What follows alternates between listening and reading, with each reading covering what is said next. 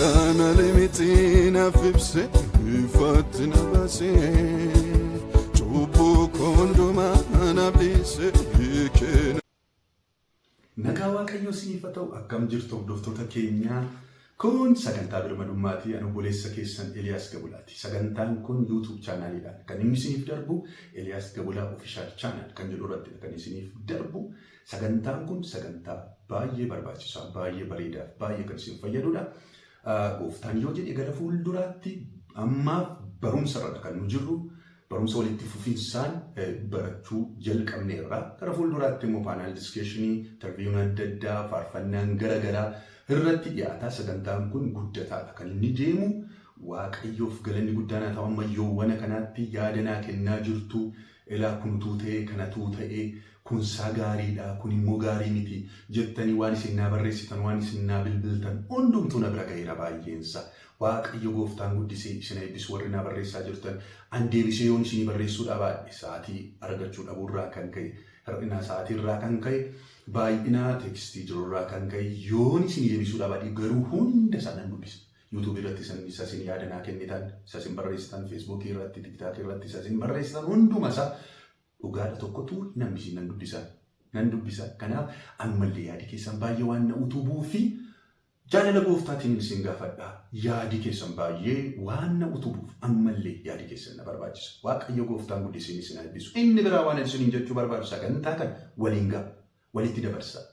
Subscribe godhaa YouTube kan keessa share godha, comment godha, like godha. Waliif facaasaa nama hundumaa bira haa ga'u baadiyyaaf magaalaa biyya keessaaf biyya alaatu hin jedhin hundi keessan facaasuudhaan na gargaaraa bira dhaabbadhaan isin jedha. Waaqayyo gooftaan maccaa isin eebbisu karaa garaagaraa namoonni na deeggaraa jirtan gooftaan isin eebbisu. Egaa hojiin Waaqayyoo qophaa hin hojjetamu. Nama kenna Waaqayyo isin wajjinidha kan inni hojjetamu. Kanaaf karaa adda addaa waan Waaqayyo isinitti mul'ise karaa ittiin sagantaa kana bira dhaabbachuu dandeessan yoo jiraate karaansa bana Waaqayyo gooftaan isin eebbisu. Egaa har'a barumsa keenya isa jalqabne iddoo dhaabne kaafne itti fufne. Amma fuula koo dura kan jiru obboleessa koo Sooressaa Gitaachoo kaameraa qabatee jira. Bilbilumaan yoo ta'e iyyuu waraabuutti jira. Gooftaan isa eebbisu ana wajjin garasii garanitti darbee kan rakkatu yeroo torbanii Waaqayyo gooftaan guddaa si haa eebbisu siin jedha. Akkasumas obboleessa koo Yoonaas Getaachoo suuraa isinii amma babbareedee yeroo nan beeksisa Facebook irratti gadhiisu akkasumas YouTube irratti gaafan upload godhu nama giraafiksii hojjetee na bira dhaabbataa jiru. Waaqayyo gooftaan guddaa isaa eebbisu isaan jechuu barbaada. Kadhannaadhaan bifa gargaraadhaan warra waliin jirtan ammallee gooftaan guddisee isin eebbisu. Egaa barumsa keenya iddoo dhaabnee kaafnee itti fuunaa jalqabaa hamma dhumaatti nu wajjiniin taa'eessallee hin deeminaa. Kun soora lubbuu keessaniiti. Kun sagantaa birmadummaati. Utuu hin jalqabiin barumsa keenya har'aa Waaqayyoon walii wajjin kadhannee jalqabna. Daqiiqaa tokko kan hin guutne mee Hafuurri Qulqulluun sitti dubbatu. Mee Hafuurri Qulqulluun natti dubbatu. Hin kadhanna Waaqayyo. Gooftaa keenyaa galanni siif haa ta'u yeroo kana kan nuuf laatesi. Sagantaan kun kan keeti. Situ dubbataa jira. Chaanaalii kanarratti situ haasa'aa jira. Yaadi namaa, beekumsi namaa kana keessa hin jiru. Hafuura Qulqullu. Akkuma kanaan dura nu barsiisaa turte. Har'allee nu barsiisi. Jalqabaaf xumura nuuf ta'i. Yaa Waaqayyo. Obboleessa koo obboleettii koo sagantaa kana hordofaa jiranirra biyya keessa biyya alaa haala garaagaraa bifa garaagaraatiin kan jiran maqaa gooftaa Yesuus Kiristoosiin sagaleen kee kun isaan haa utubu. Sagaleen kee kun tarkaanfii isaanii haa dabalu. Hamaan isa kanaan mormu maqaa gooftaa maqaa Yesuusiin kan hidhame haa ta'u. Jalqabaaf xumura nuuf ta'i. Maqaa Kiristoos Yesuusiin si kadhanneerra oolu. Ameen. Tole. Egaa goon ammallee kan inni isinitti immoo barbaadu sagantaan kun kan keessa sagantaa birmadummaati. Barumsa walii wajjin jalqabneerra YouTube'dhaan Waaqayyo gooftaan nu gargaaree hamma episoodii 6ffaarra kan nu jirru. Waaqayyo namanni itti dubbatee akkamiin beekna kan jedhuun jalqabnee isa jalatti Waaqayyo namoota inni ittiin dubbanne sobdoonni facaaniidha. Sagaleen Waaqayyo yeroo nu waa'ee kanaa barsiifnu namoonni baay'een waan nuuni nama qeeqaa jirru wayii tokko itti fakkaata. Wantichi akkas miti wangeeladha. Qeeqa nama qeeqaa jirta jedhu kan akkas goosisu immoo jaruma sana warra sobdoota kanadha. Namoota baay'ee bifa kanaatiin sammuu namootaa keessatti hojjetaa jiru. Isa kana hin dhaga'u ani. Wangeelan dhagaa. Wangeelli waan inni jedhu dhagaa hafuurri qulqulluu waan inni barsiisan an jedhuun barsiisan. Tokko tokko immoo dhaloota wajjin hin deemu fa'aa kan jedhan jiru. Dhaloota wajjin hin deemu. Namoota biratti hin jaallatamtu yoo kana barsiifte ani nama biratti jaallatamuu fi yookaan immoo dhaloota wajjin hin deemuudhaaf miti kanan tajaajilaa ta'e an tajaajilaa namaa miti an hordofaa namaa miti hordofaa dhalootaa miti an hordofaa Kiristoosidha ani yaada namaa miti kan tajaajilu yaada Waaqayyooti hin dhageenyu isa kana kanaaf oduuf qeeqa miti kan nun jedhaa jiru wangeela miidhaa qabu jarri miidhaa isaan fidan ulfaataadha. Miidhaa kanaan tokko lama jennee ilaaluu jalqabneera. Isa kutaa arfaffaarra jiru. Erga sagantaa kana jalqabne episoodii 6ffaarra kan nu jiru. Miidhaa sobdoonni fidan immoo qabxii arfaffaarra kan nu jiru. Qabxii arfaffaa kana gowwoomsanii isinirraa nyaatu kan jedhu miidhaan isaan fidan isin gowwoomsu isinirraa nyaatu. Isin gowwoomsanii isinirraa nyaatu. Isin nyaachiftan suni Waaqa biratti eebba hin qabu. Nama birattis galata hin qabdan dhugaan isin jedha eebba hin qabdan inni eebbifamtan kennaa achitti kennitan sanaan inni eebbifamtan Waaqayyo hin beeku sababi isaa isin hin nyaatamtan isin jedha wangeelli tokkos isin jedha eebba hin qabdan hin nyaatamtan isin jedha ndaama adabbii qaba gara fuulduraatti walii wajjin ilaalla isaan bira dhaquun keessan isaan bira dhaabbachuu keessaniif ganaa adabamtu ganaa isin adaba Waaqayyo uummatuma achi jiran warri achi jirtanis warri isaan kan isaanii beekamaadha adabbiin isaanii beekamaadha isinis warra achi jirtan isin adabamtu adabbiisa gara fuulduraatti walii wajjin ilaalla kanaaf isinirraa nyaatu jedha sagaleen Waaqayyo isinirraa nyaatu gowwoomsanii isinirraa nyaatu eessaa fiddee naan jettan iddoo kanaan dura walii wajjin hin dubbifanne Phexros barreessanii isin dubbisa Phexros isa lammaffaa boqonnaa 2 lakkoofsa 2-3 isin dubbisa. Namoonni baay'een gadhiisitti jiraachuu isaanii kana duukaa bu'uu sababii isaaniitiifis karaan dhugaan sun maqaa gadhee hin argatu jennee walii wajjin ilaalle kan sassata isaaniitiin sadii irra jiru kanadha kananii arra irra dhaabbannee kan nuun walii wajjin barannu jechuudha. Sassata isaaniitiin immoo dubbii mataa keessaa fuudhanii odeessaniin isinirraa nyaatu. Firdiin bara duriitii jalqabee isaan irratti kenname hojjechuu hin dhiifne badis isaanis dhibaa hin rafne jedheetu barreessu. Sassata isaaniitiin irraa nyaatudha. Adabbiin isaanii hin dhiifamne. Amma isin maal of gaadettu nama Waaqayyo raajii abaluu ergama abaluu warri isin ittiin jettan warri sobdoon jechuudha. Warra dhugaa hin ilaallatu kun. Warra dhugaa hin ilaallatu kun. Warra dhugaa hin taane akkamiin beekna? Fuulduratti walii wajjin amala isaanii tokko lama jennee walii wajjin baranna sammuun keessatti ni fa'a. Maqaa isaanii hin dhawan. Maqaa isaaniitu hin dhayin isin iyyuu adda baafatu. Maqaa isaaniitu hin dhayin adda baafatu. Kanaaf warra kana nagaadhuma jiru warra baay'eetti tolee jira konkolaataa 50 geddiruu bakka jireenyi isaanii legzariidha. Bakka irraafaa wayii tokko fakkaata jireenyi isaanii jiraatanii gaafa kana ilaaltan baay'een keessan Waaqayyo adabuu hin dhiisee kan jettan hin dhiifnee dhabeekus hin dhiifne. Badis isaanii ganaa isaaniitti dhufaadha. Isa kanadha kan inni haasa'u amma haasa'uu barbaade miti. Waa miidhaa isaanii irra ga'u badisa isaaniitti dhufu sagantaa fuula duraa irratti walii wajjin ilaalla. Garuu isa miti amma kan nuun ilaallu miidhaa isaan fidanidha kan nuun walii wajjin ilaalaa jiru. Miidhaa jirri kun fidan isin saamu. Isin gowwoomsu. Isin saamu qabeenya keessan birrii keessan isin jalaa saamu. Isin saamu foonumaan isin saamu. Hafuura duwwaa miti. Hafuura keessanii kanaan dura walii jijjiirraa miidhaa isaa. Karaama jireenyaarra gara isii walitti isin geessu isin jedheera. Kana duwwaa miti. Lafuma kanarratti immoo horii keessan isin jalaa saamu. Isin saamu. Akkamiin isin saamu? Isin gowwoomsanii. Akkamiin nama gowwoomsu? Akka isaan itti gowwoomsan sana ilaalla gaara. Gowwoomsanii isa isaan isinirraa saamu sana miidhaa guddaa. Namooti baay'een har'a gooftaa dhiisaniif sababa kana. Sababa saamamaniif jechuudha. Sababa saamaniin Waaqayyo na saame, Waaqayyo na sobee maal jedhu? Waaqayyo sin sobne, Waaqayyo sin saame. Waaqayyo saamtuu miti, Waaqayyo hattuu miti. Waaqayyo duuriyyee miti. Waaqayyo Waaqa qulqulluudha. Situ saame. Situ wallaalee saamame malee. Jalas saame malee gooftaan sin saame. Kanaaf warri sababa kanaa gooftaa dhiiftanii gooftaan waayyuu sin godhu gara gooftaatti deebi'a.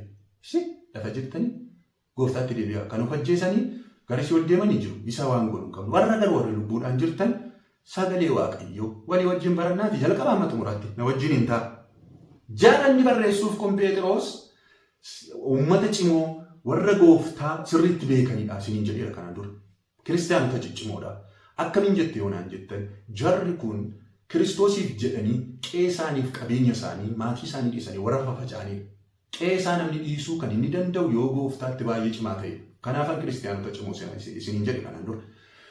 Warra kana warra qeesaanii dhiisanii qabeenya isaanii dhiisanii horiin qaban ofii isaanii iyyuu hiyyeessota biyya garagaraatti faca'anii jiru lafa bulan hin beekanii akkatti jiraatan iyyuu hin beekanii warra kanaafi barreessa Phexros maal jedhee barreessa kan isin saamantuu jira maal sobdootatu jira akkam isin saamu maal godhanii isin gowwoomsanii isin saamu jara ofiiyyuu lafa bulan hin qabne qeesaanii dhiisanii deemanii ilaalame gargaarsatu barbaachisaaf immoo irraa saamamame ilaalame jirri kun sassatoodha jedhan Phexros sassatoodha jirri kun jara sassatoo takkaa baay'een namaa miidhaan namaa rakkinni namaa kan isaanitti mul'atu horii duwwaan kan isaanitti mul'atu miidhamuun keessa kan isinitti mul'atu jireenya isin keessa jiraattan isaanitti mul'atu horii isin qabdantu xiyaate guddattu horii gumbulloo tokko maan taane biran daraban danda'anii sassatoo waaqayyo gooftaan isin haifatuun isiniin jedha isiniin.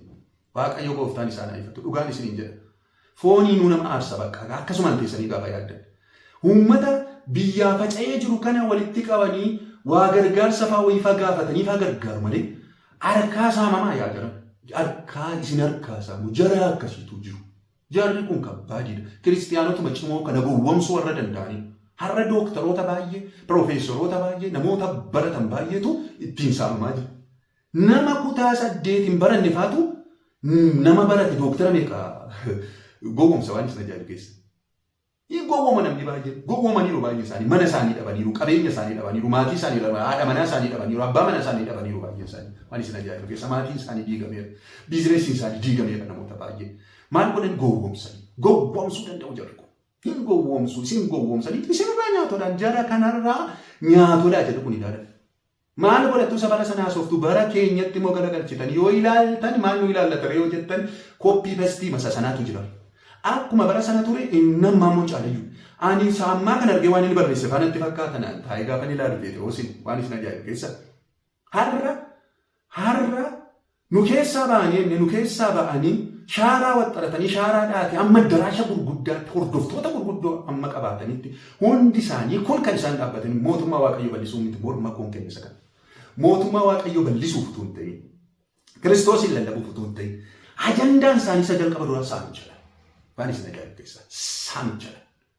Sisin saamuudhaaf kan isaan shaaraa waxxaratan safaratti shaararraa kaanii kan isaan amma daraashaatti guddatan isin saamaniitu. Waan isin ajaa'ibu keessa namoonni tokkoon keessanii kan eebbifamtanii jirtan. Tooftaa saamichaati. Kanaaf nu dhiisanii sokkan. Kanaaf nu keessa cabsatanii sokkan baay'een isaanii jechuudha. Kanaaf sokkan. Saamichaaf jedhaniitu amma addaraasha xiqqoommaan shaaraa xiqqoorraa kaasee amma addaraashaatti kan isaan jiran amma chaanaalee gurguddaa qabaatanii har'a miileenar naachoo. Miileenaroota baay'een isaanii ammayyuu saamichuma sana keessa inuma saamu har'ayyuu jechuudhaan. Kanaaf har'ayyuu dhukkubsataa wixxifatu duudhaaf wixxifatu birrii qabdaalee maaliif yoo akkas ta'e malee siin kadhatu. Birrii yoo qabaattan duwwaan birriin qabdan taatanii jennaan gatiin qabdan jala biratti. Dhukkubsataa gargaarsi barbaachisu irraati birrii isaan. Hiyyeessa kufuudhaaf gatan ta'u sassata isaaniirraa kan ka'e yoo kennite malee hin eebbifamtu. Yoo kennite malee ati iddoon qabdu. Ishee harkaa duguuggatanii haadha hiyyeessaa harkaa duguuggatanii tu miileeneerii ta'a. Baay'een isaanii. Saamichi tooftaa saamichaati. Addaraashi isaanii kan inni ijaarameef tooftaa saamichaatiif hojii waaqayyootiif. Wangeelaaf oduudhaaf sammuu keessaa fuudhaniiru sagaleen waaqayyoo. Gaafa dhibba. Wangeelaa wajjii wal dhiita baay'een isaa. Wangeela baay'een isaa malee hundi isaa jechuu hin danda'a. Wangeelaa wajjii wal dhiita. Wangeela haguuggate malee. Maqaa waaqayyoo haguuggate malee maqaa waldaa kiristiyaana waldaa jedhame malee waldaa miti. Wantichi kanaaf addaraashadhaan waldaan jiru. Waldaa akka inni hin taane kan godhu ulaagaa baay'eetu jira. Isa ulaagaa isaa waa'ee waldaa kiristiyaanaa yeroo biraa walii wajjin baran ammaaf na ubsa. Amaaf naawusa. Bara ergamootaa keessas haa ta'u bara raajotaa, bara kakuu moofaas haa ta'u bara kakuu haaraa. Tajaajiltoota xiqqootu uummata hedduu soora. Sababa tajaajilaa tokkootiif biyyi soora. Waan isa tajaajilu keessa. Sababa raajii tokko, sababa Elsaa'iif mandarri tokko bishaan dhugu kan dhabe hundisaa bishaan hadhaa kan dubartoota gatachiisu. Kan dubartoota gatachiisu. Sababa tajaajilaa tokko gara bishaan normaalitti deebi'ee habittiin jireenya sirriitti deebi'e. Bara kakuu haaraa keessas yoo ta'e akkasuma. Sababa isaanii karaa hafuuraas ta'e karaa foonii uummanni hin quufa, uummanni irraa faadha, kan rakkatu tajaajilaadha yeroo baay'ee jedhamu, kan ari'atamu tajaajilaa, kan dhiphatu tajaajilaadha malee uummata miti. Amma bara keenya keessa garuu sababa sobduu tokko, saamtuu tokko, ani isaantu raajii ofiin jedhe malee, isaantu ergamaa ofiin jedhe malee, ergamaa seexanaati, sirrii, ergamaa seexanaati, ergamaa seexanaati, raajota seexanaati, raajota sobduudha, wangeela tokko jedhanati jedhamiti. Isheen tokkitti ishee uummanni walitti ida'ameetu ishee soora. Isheedha kan sooramu uummanni iyyuu. Inni sooromtaa jedhu galee kan inni sooramu hin arginu. Harka duwwaatti hambisanii. Iyyeessa harka duwwaatti hambisanii. Hiyyoome iyyuun isaa ittuma caalee nagaan dhufadhu nagaan biyyaa badee kan nagaadhuma biyyaa balleessa jira kana. Waan isin ajaa'ibe keessatti gaafatamummaan isaanii kan isaanii. Durumaa kaasanii biyya kan diigan isaaniidha. Har'as kan matti jiru isaan. Dhaayichumti biyya keenyatti dhufe sababa isaanii ta'ee yaada. Taa'ee gaafa yaadu jechuudha. Hundi keenya yakkineera nan beekaa kan isaanii garuu adda. Saba karaa Waaqayyoo kakaasanii waan ta'eef. Kanaaf jarri kun faallasa kanaati. Isaan miliyooneroota ati daaraa taata. Kenni eebbifamta isaaniif kennite. Waldaadhaaf kennaadhu waldaadhaaf kennitaati. Kan inni galu kiisii namaati. Isaantu ittiin investor, isaantu ittiin gubbaasan inaafee tinaan hin jedhina anoo isaan ittiin inaaf. Badisi isaanii dhiyoodhaa jedha. Pheexroos gaafa barreessu. Badisi isaanii dhiifne Waaqayyo isaan balleessaa. Adabuu hin dhiisu Waaqayyo. Isaan adabu hunda keenyaaf tokko lama dhinuuf kaa waan ta'eef waa'ee naaffaa waa'ee maalookooti isa dhiisa. Isa dhiisa ani kanan itti amani beeka waan ta'eef isa dhiisa. Kanaaf jarri kun balaa isaan fidan ikonomii faayinaanshalii keessan irratti adagaa guddaa akka biyyaatti seeraan iyyuu gaafatamuu kan qaban warra fagoo dhiisa. Warri kan keenya meeshaa warra fagoodhaati. Amma yeroo ammaa kana hojiin isaanii gabbayee miidiyaa bakkee irratti illee gabbaa jiru kan isaanii kan keenya meencaadhi. Utuu kan keenya dhuguma seeraan ilaalame namoota isaan ajjeesan, namoota isaan qoricha gachisiisanii ajjeesan, namoota isaan saaman, namoota isaan mana irraa fudhatan, namoota isaan haadha manaa irraa fudhatan, mana isaan jiigan utuu walitti qabame isaaniin haduu fayyaa kan fannifamuun iyyuu fannifamuurra kan darbu jiru kan kanarra darbudha. Adabbiin isaanii jechuudha. Warra namni haasii jechuudha. Maal hoggaadiin keessan jechuudha.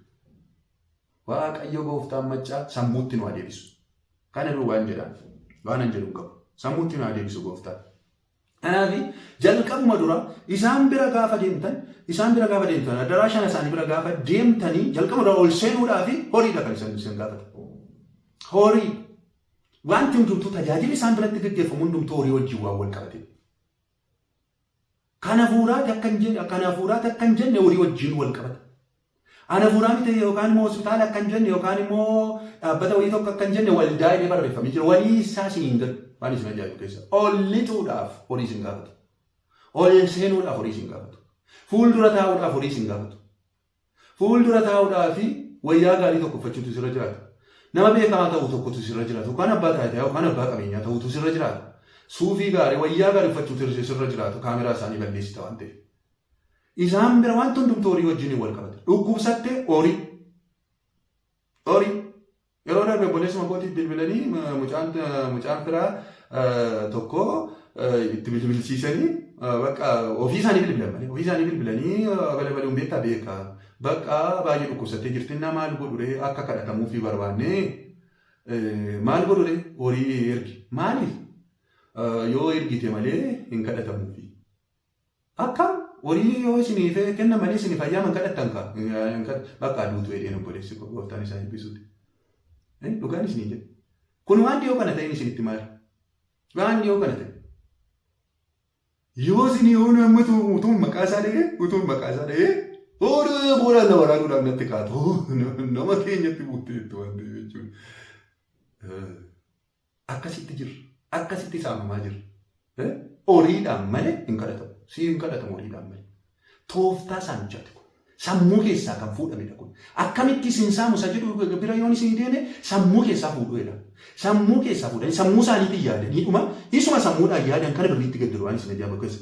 Sammuudhaan yaadaniitu isuma fuudhaniitu waaqayyotu jedhee isin jedhu. Horii yoo isin irraa barbaada kenni isin jedheera gooftaan maccaa.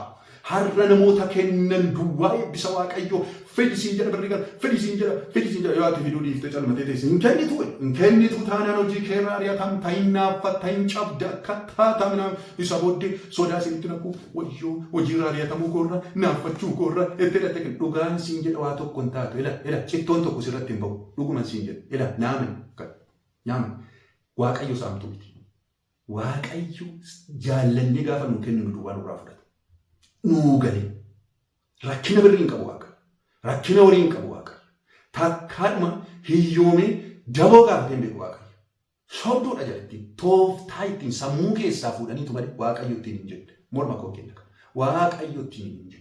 Inni ala akka taatan cabda hin duuta waraabe baadiyyaa moo dhaqanii sangaa kee fiddu taanaanii horii keetta ilaamuma kana ilaa kun waraabessituun dallaa kee cabsee hunda ishee fixuun argaa jira. Siidhumate bakka xaafiin kee maani lafti si hin biqilcha waa tokko waan ta'u jiru inni amootaa fi tolootaa fi hunda isaaniitiif yaaduu isaa baasadha sagalee waaqayyoo sobadha kun hin sobdi. Waraabessa miti waa tokko dhugaan siin jedha hantuutan argitu karaarratti. Ila naaman.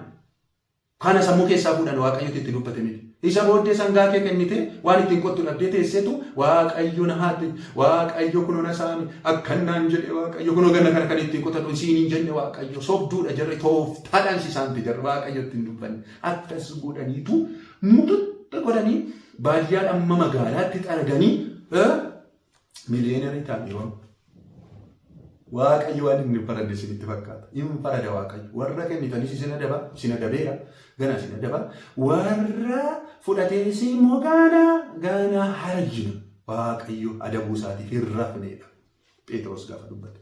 Ilaala mana isaanii sana daraasha isaanii sana gaafa dhattan hamma ittanii dhukkubsattanii yoo deemtan hamma ittanii amma kana isiniin kadhatamu. Xiqqoo isaan bira bubbuluutu isin irra jira. Isin jaallatanii isinitti hin fakkaatin ganaa zayitii isaanii bittu. Ganaa bishaan isaanii bittu. Ganaa siree isin qabsiisu siree qabatteetu guyyaa 3 guyyaa 4 booddeedha kan isin kadhatamu. Kun hundumtu maaliif si jaallataniitu hin ta'in gatii siree sanaan kaffaltaa siree si kaffalchiisu gatii zayitii si kaffalchiisu gatii bishaanii si kaffalchiisu gatii buddeenaa si kaffalchiisu muxitti sirraa godhanii zeeroo si godhaniitu isa booddee du'aan kee galta. Utuummoo furmaata argattee galta ta'e furmaati tokko hin jiru. Galtee immoo duutu. Galtee waan ittiin qottu dhabda. Galtee waan ittiin jiraattu dhabda. Dhugaan siin jedhadha. Yoo waaqayyo akkasii malee sin fayyisu ta'e du'i. Hundumti keenya du'uun keenya noolu.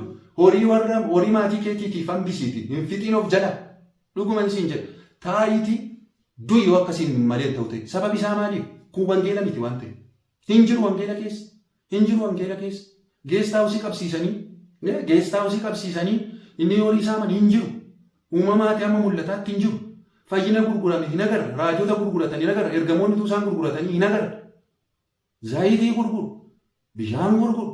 Sireesitti gurguru. Utuu dhugaa wangeeladha ta'e. Kun utuu wangeela ta'e. Gooftaan Yesuus Kiristoos akkamiin dhukkubsattoota fayyisaa ture. Ergamoonni akkamiin dhukkubsattoota fayyisaa ture. Isa dubbifadhaa. Wangeelan beektanii. Kanaaf sabi koo hin manca'edha sagaleen waaqayyo. Sabi koo beekumsa dhabuurraa kan ka'e manca'edha sagalee waaqayyo. Beekumsa dhabuu keessantu kana isinitti fide. Jalqabu duraa gaafa inni birrii jedhu hin galtu ati. Maal hospitaala dhatte moo? Hospitaala hin deemtu dhatte hospitaalatti hin kaffaltu yoo si dhukkube yoo birrii si kaffalchiisu ta'e.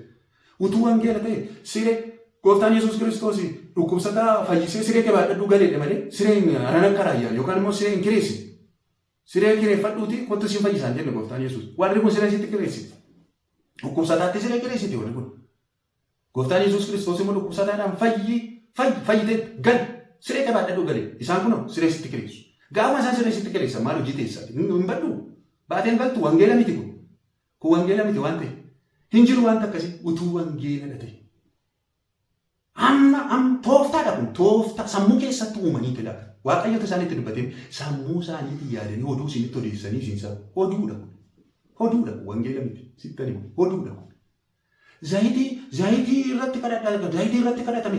Bishaan irratti kadhatame. Shaboo irratti kadhatame. Maal waan isaan irratti kadhate maal? Lubbuu dhabeessa irratti kadhatu. Irratti amma bishaan irratti kadhatu utuu dhugaa wangeela ta'e utuu dhugaa si gargaaru siif hin kadhatu. Daaretti siif hin kadhatu. Mataa irra kaayee siif hin kadhatu. Maaltu amma bishaaniif kadhatu siif hin kadhatu. Bishaan maal haa ta'u bishaaniif kadhata. Zayitiin maal haa ta'u zayitiidhaaf kadhata. Waa tokko kun oduu gowwoomsuudha. Tooftaa ittiin isin saamanii dhalaa. Tooftaa isaan ittiin isin saamaa jiran isin saamanii. Tokko isin fayyisu zayitii. Yesuus Kiristoos kan isin fayyisi. Wangeelli kan isin fayyisi. Wangeelli 66 kun si fayyisuudha yoo baate du'i bakka yeroo du'a keetiitti ga'eeraa jirti. Dhuguma isin jedha. Waan haaraa tokko waan wangeela keessaa hin fuudhaniin tokko fuudhaniitu ittiin isin saama. Sitti immoo sabi keenya baadiyyaa magaalaa jirtan jaalala gooftaatiin waan isin gaafadhu tokkotu jira. Eessaa fuudhameetu kan inni raajanne kan jedhu beekuutu isin irra jiraata. Eessaa fuudhamee barsiifame barumsi kun. Eessaa fuudhamee lallabame. Eessaa fuudhamee faarfatame faarfannaan kun. Faarfannaanis faarfannaa fakkaatu bara kana. Sagalee Waaqayyoo miti baay'een isaa. Lallabiis akkas ta'e. Barumsis akkas ta'e. Raajummaanis akka ta'e akka bara kanaa kan manca'ee jira deejaadhu. Eessaa fuudhame haa jedhu sabi kun eessaa fuudhame.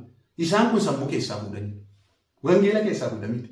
Wanti wangeela keessaa hin fuudhamiini inni hattu. Ibidda yoo buuse. Dhugaan isin jedhe.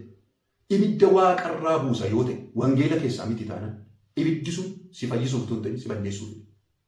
Wangeela keessaa kan wal dhiitee ba'e tokko inni si'ata. Inni si saama. Karaa koo malee kan galu hin hattudha jedhe gooftaan Yesuus Kiristoos. Karaan kun maalidha jennee kanaan dura sagalee Waaqayyoo jennee. Karaa sagalee Waaqayyootiin ala kan dhufu si balleessa. Inni hodhuudha. Inni si fayyisu. Dinqiin wangeela keessaa dinqii wangeelaa ala diriiruu naafa wangeelaa ala raajummaa wangeelaa alaarra sagalee Waaqayyoo dinqii gochuu dhiise sagalee Waaqayyoo calluma jedhee taa'u tokkotu irra dhugaa. Naamani kan. Naafa kee kan hin diriirsi. Ibiddis waaqarraa tun buusi. Sagalee Waaqayyoo ati itti jiraataa jirtu kana isatu ibidda bu'uu fi raajii raajamu kana caala. Naamani kan. Naamani kan. Wangeelli dhugaadha. Dubbichatu si fayyisa. Sagalee isaa ergee isaan fayyisedha malee sagaleen Waaqayyoo faarsaa 107 sagalee isaa ergee isaan fayyisa. Yohaannis 1 irratti immoo wanti hundumtuu isaan ta'e sagalee Waaqayyootu hundumaa caala. Sababi isaa maaliif beektaa? Sagaleen Waaqayyoo waan hundumaa kan uume isadha waan ta'eef. Jara xibaartu kana kan uume isadha. Dinqii yaatettu kana kan uume isadha. Sagalee Waaqayyoo kan caalu hin jiru. Uumama hundumaa dura ture sagaleen Waaqayyoo. Hundumatu dura ture. Angafa waan hundumaatti sagaleen Waaqayyoo. Sagalee Waaqayyoo. Haalleluuyaa. Sagalee Waaqayyoo. Sagalee Waaqayyoo hangafa. Waaqaaf lafa kana kan uume hangafadhan. Kan uume isadha. Hunduma dura ture waan ta'eef sagalee Waaqayyoo tuffatte kan sagalee Waaqayyoo keessaa adda ta'e tokko nan fayyadette hin yaadin si gowwoomsiti jedha. Waan dinqii tokko argataniitu sagalee Waaqayyoo dhiisanii amma zayitiitti amanu amma zayitii isaaniitti amanu sabi keenya amma ashaboo isaaniitti amanu amma bishaan isaaniitti amanu sabi keenya wangeelatti namni.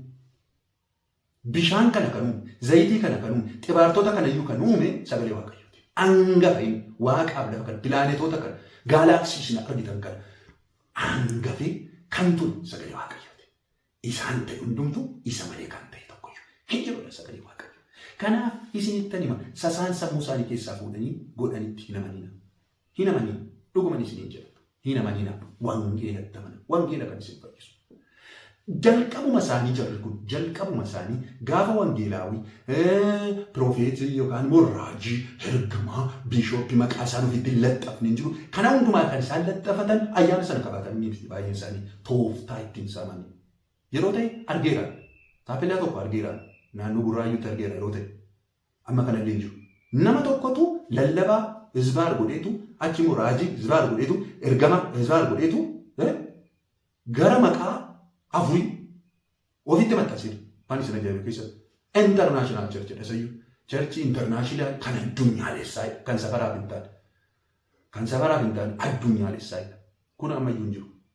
Ganaa baddummoon ganaa isin balleessa gooftaan waaqayyoof galanna ta'u. Isa kanaaf nan galateeffadhaan. Ganaa badduu ganaa isin balleessa gooftaan. Galanni Kiristoosiif haa ta'u. Innaa maal isin jechuun barbaade maaraguma sana kan isaan fudhatan ittiin hojii gooftaa jechuun ittiin saamuudhaaf tooftaa ittiin saamichaati. Isa kana waan isin ajaa'ibu keessaa Ximootiyoosiif barreesseera Phaawulos. Ximootiyoosiif barreesseera. Isa kana Phaawulos Ximootiyoosiif barreesseera. Namoonni baay'een kan isaan maqaa kana kan isaan fudhatan yookaan immoo nama waaqayyoo kan isaan ittiin of jechisiisanii maaliif fayyadamuu ittiin waa argachuuf jedhanii anaafati garuu waan nyaannuuf waan dhugu waan keessa jiraannu argannina nugaa isaan hiyyeessota tajaajilu. Hiyyeessota lafa hiyyeessota lafa rakkinni jiru hafa sana deemaniitu kan isaan tajaajilan. Warri kun takkaan jiru wanta akkasii. Jara kana bira isinitti beera. Jara kana bira gaafa dhattan horii wajjin wal qabataan horiin qabdan taanaan iddoo hin qabdan. Namni eebbifame namni saantima qabudha. Saantima qabdan taanaan achi dhaquun isin barbaachisu jarris isin fudhatan. Maatiiwwan boqonnaa 11:28 hin hojjetu achitti. Isin dadhaboota nana ba'an keessan kan isin ulfaate gara boqotaadha. Gooftaan Yesuus Kiristoos dadhaboota waan kottaa ani isin boqochiisa dadhaboonni kottaa hin jiru. Inni akkasii isaan biratti hin hojjetu. Wangeelli akkasii hin jiru isaan bira. Maatiiwwan boqonnaa 11:28 hin hojjetu isaan biratti. Isin warra cimoo nana gara kottaa waan jiru fakkaata. Kottaa warri qabeenya qabdan kottaa gara koo. Nagaadoon yookaan immoo daldaltoonni kottaa xinnoo ishee hojjettoonni mootummaa abbootiin taayitaa kottaa gara koo kottaa maal isin boqochiisa dhanii Yesuus Kiristoos isin boqochiisa isin saamantaniitu baay'ee keessatti gaafa xinnoo suuqiin keessa waa ta'u silaa gaarii dubbattu naan jettu suuqiin keessan horiin gaafa ni dhufu waldaa keessan nutti waaqeffatta waldaa jalqabaa. Maal adda naqamtee nan deema malee hawaasaan deema malee finfinnee deema malee maaliif horii qaba kan dhaqeetu achitti kenna paartinarii taachi dhaqe paartinarii jarri warra sooressa malee paartinarii hin godhate takka paartinarii jajaan galcha maal qaba waan ta'eef saantii gaa jarri akka goote dadhabaa'oo tokko iddiriin hin jiru paartinarii miti iddiriin hin jiru. Rakkataadhaaf iddiiruun jiru. Iddoon jiru. Kan isaan waamanii argitan. Kan daldaltootaa. Kan namoonni kan warra qaban. Wangeelli keenya akkasii jiru. Obboloota koo wangeelli keenya akkasii jiru. Hin saamamina. Sammuu keessaa fuudhanii. Sanaan ittiin isin saamanii hin saamamina. Jaalala gooftaatiin ani isin gaafadha isa kana. Please. Dammaqa. Sabi keenya haa dammaqu. Deebi'a jala kana biraa. Deebi'a waldaa keessan jalqabaatti. Deebi'a horiidhaan fayyinni hin bitamu. Horiidhaan waan argattan waan hafuuraa tokko iyyuu hin jiru. Hin gowwoomina. Qe'ee keessan taa. Hin joorina.